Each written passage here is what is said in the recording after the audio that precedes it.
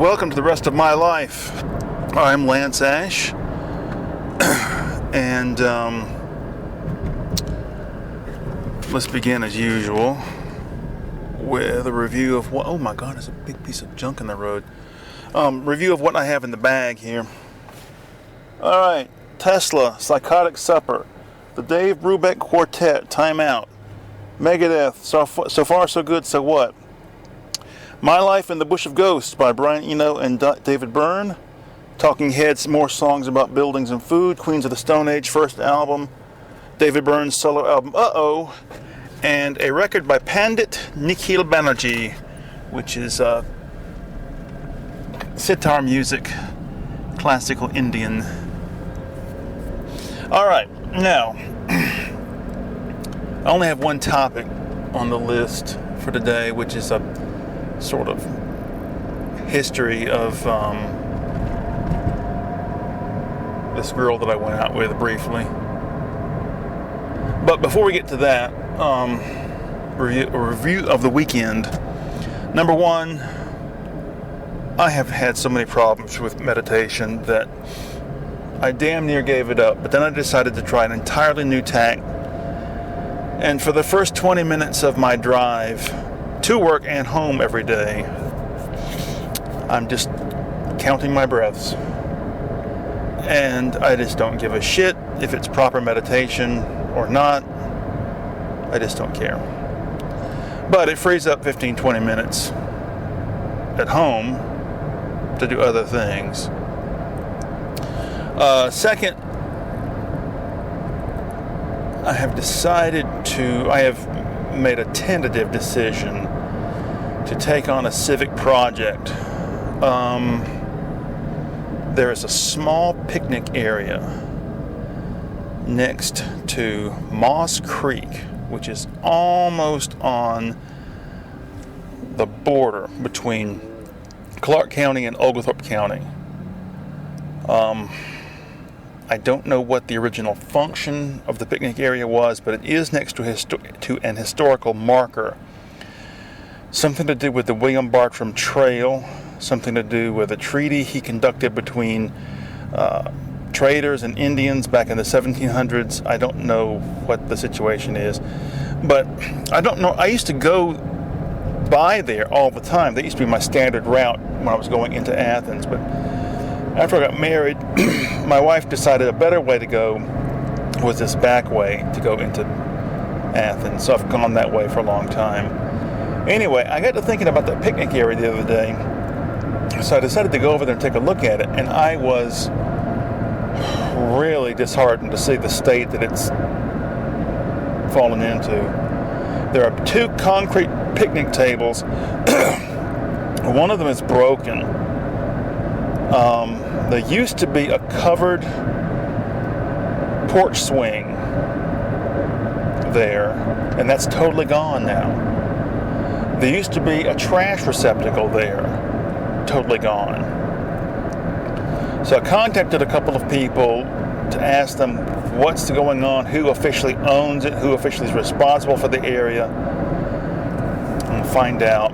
But one way or another, I'm going to see what I can do to try to fix the area up and see that it gets maintained.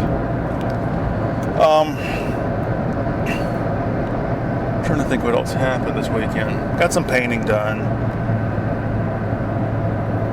I've been working on this guitar instrumental for over 2 months. I think I finally figured out the right direction to go with it. I need to record it and post it and be done with it. Alright, now, going back to the early days of 1987, I was 16 years old.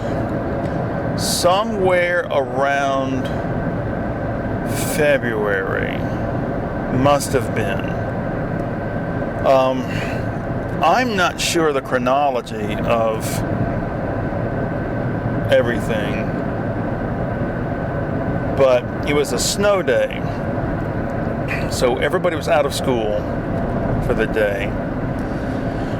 A friend of mine somehow knew of these 2 girls that lived in Winterville. He invited me to come over, and we were going to go meet them or something. I can't remember exactly how he knew them, but anyway, they lived not too far from his house, and one was about our age and one was a couple of years younger. Both of them blondes. The one that I was supposed to be mainly attached to was tall. Tall as me, I guess. Tall as I, properly speaking. Anyway, so we go over there, go to their house, go for a walk. There's snow everywhere. They went to Athens Academy, which was a snooty private school for rich kids. Created, as was the school that my friend and I went to, in the aftermath of integration, as a way for people who had money to keep their kids from going to school with blacks.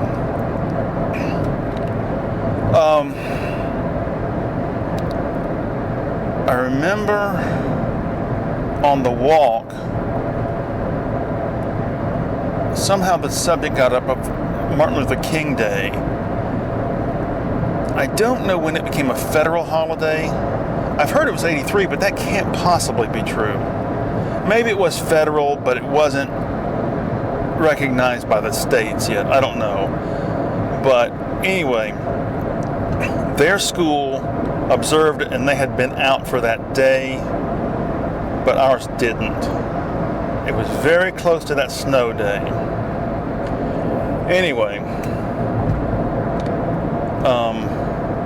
at the time, because of our brainwashing, my friend and I were anti-Martin Luther King. And I remember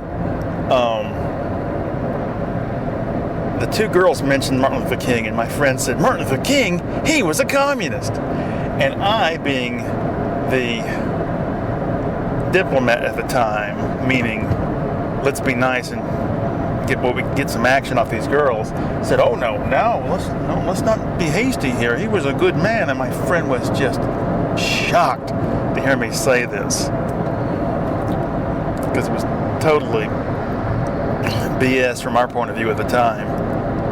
I want to point out, before anybody jumps the gun, we've changed our mind on Martin Luther King and all that.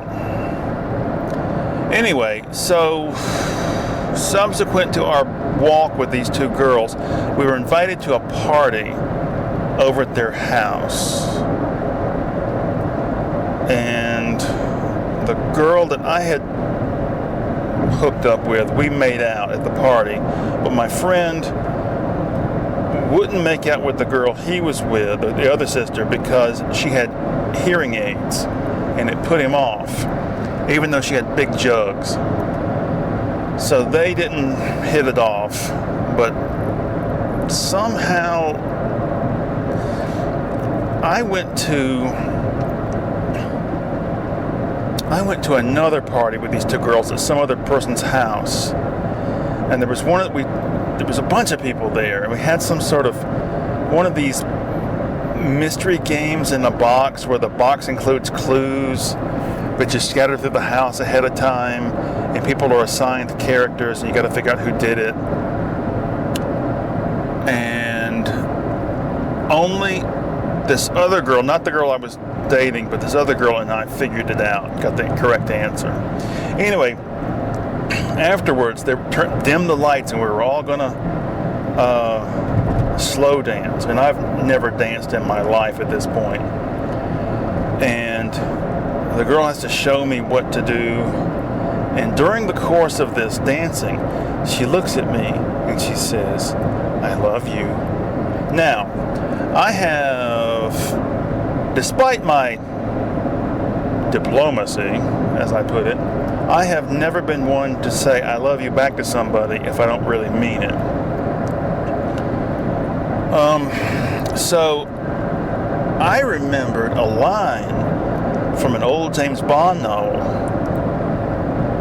wherein it says that anytime a woman told Bond that she loved him, his standard response was, "I think you're the most beautiful girl in the world." So I quickly decided that's what my response will be. And when I said that back to her, you could see the light bulb go out behind her eyes. All right. Not too long after that. Now there's not too long after that we had a school play. I had been dating this other girl more seriously who was in my class at high school. She later turned out to be the first girl I ever had sex with.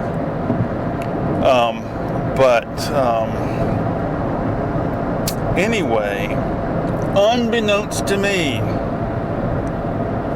the two sisters came to our school to see the play. So, of course, the girl that I had been seeing, the tall blonde chick, she wants to talk to me after the play's over. And I'm trying to talk to her furtively while avoiding the other girl who's in my class. And she caught us talking and she looked at me like, and what's all this about? So I don't know if that little confrontation set the wheels in motion in the blonde chick's head or not. I don't know what. Anyway, very quickly after that, and this was March of '87, I know that, so all these events are close on each other's heels. We went on a senior trip to England, Scotland, and Wales. We're gone a week. Things were iffy and deteriorating right before I left on this trip. But I felt obligated while I'm on the trip to buy a gift for this girl. So I bought her this. I didn't have much money, so I bought her this ugly sweater. She had this much younger brother, like a little kid, and I bought him a very expensive box of chocolates. Anyway, I get home from the trip, go see the girl, give her the sweater, gave the kid the box of chocolates, which it was like a $12 box of chocolates as big as my hand. Okay, and he ate them all within like 60 seconds, little pig. Anyway, gave her the sweater. You could tell she didn't give a shit about it. It was ugly as fuck. And there was this distance. They had a pool table in the back room of the house. I were standing on either side of it talking, and she was just like, wouldn't say anything, but you could tell it was over between us. I don't know, a couple of months, maybe weeks after. Another thing, I went to church with her, she and her family, Methodist church. Never been to a Methodist church before. Had breakfast with her. That's when everything was hunky-dory. And anyway, so I decided after a couple of weeks to try to make contact with the girl again and try to rekindle the fires.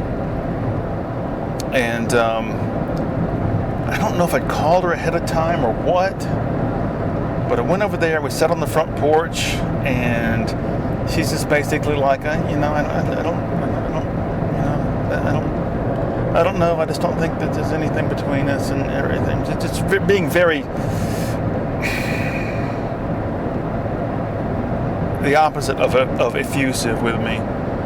I tried to pull on the back of her head to get her to lean into me so I could start kissing her, but she resisted. Anyway, so that was basically the end of that. I don't know whatever became of her. I will tell you one coda to the story. Another friend of mine at that school, in our graduating class, was a total, I don't know what the word is. He's a millionaire now, so I can't call him a loser. But at the time, he was a big loser. And he was so desperate for some sort of physical contact with a girl. He was the kind of person that he would find out, what you've been doing, who you've been seeing. Oh, you've been dating someone. Maybe I can get some action off that person too. This happened many times. Anyway, somehow he found out about this girl that my friend had, the one with the hearing aids. He found out about her, he found out where she lived, and decided, well, since the other guy didn't hit it off with her, maybe I can. He went over there to the house, uninvited, out of the blue, just knocked on the door and said, "Hi, I'm so-and-so. I'm a friend of this other guy, and he told me about you, and I just thought I'd stop by and introduce myself." Anyway, somehow, I guess he inherited I know he did. He inherited his father's salesmanship skills.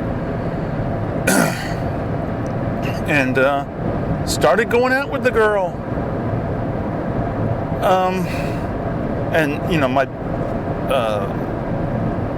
my other friend and I just thought it was just tacky and reeked of desperation and was just pathetic and totally distasteful.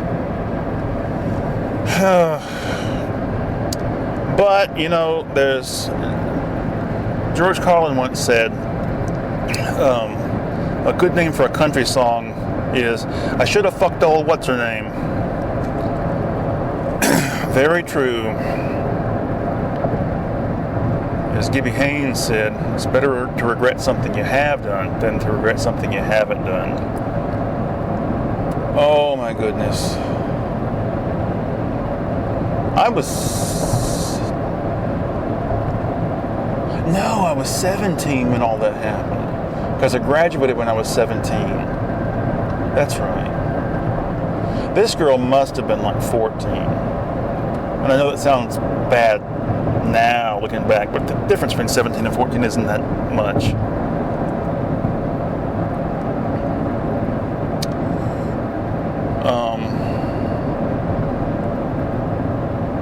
Trying to think. Yeah. That whole, you look back and things happen so fast when you're young, and so later on when you try to remember them, it's all confused because I just the other day I was remembering, there used to be a late night talk show called Later, hosted by Bob Costas. One of the best talk shows I've ever seen, because there was no audience. It was just two guys talking in a room together, face to face. Anyway, Ron Wood had a solo album called Slide on This, and as part of the promotional drive for the album, he appeared on the show, and I always thought it was a really good interview. I had taped it, and I've watched it several times. I found it on YouTube. Anyway, so I got to thinking, what year was that? When was that? That show was broadcast November 5th, 1992. And when I look back on it, I think, wait a minute, you were 22, almost 23? You got married when you were 25. It's hard to believe that so many events, so many life-changing incidents happened in between 20 years old and 23. All of this shit happened. All these adventures, experiences, trips, horrible things happened.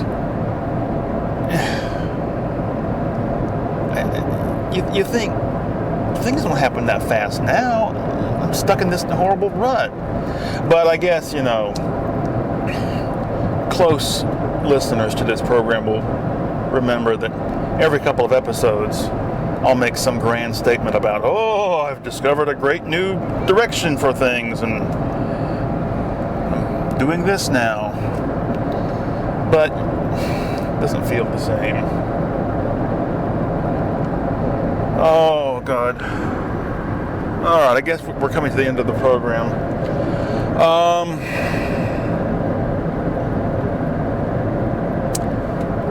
Wonder where old what's-her-name is now. Alright, see you later. Bye-bye.